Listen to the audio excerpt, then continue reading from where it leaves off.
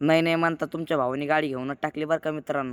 कसं आहे पब्लिक तसं तुमचा अविनाश वगैरे आज जायचं होतं आपल्याला छत्रपती संभाजीनगरला. तुम्ही म्हणता कशाला आपल्याला जायचं होतं आज गाडी घ्यायसाठी. मस्त आपण निघालो होतो छत्रपती संभाजीनगरच्या दिशेने.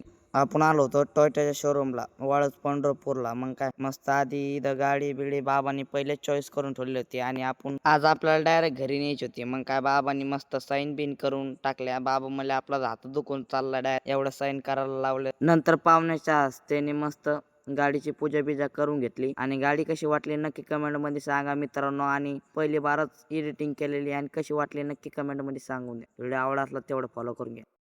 काय होत दादा आपल्याकडं पहिलं कसं जीवन होत मी सारं पाहिलं. आज आपण मोठ मोठ पद गाठलं, आज आपण मोठ मोठ पद गाठलं. सारं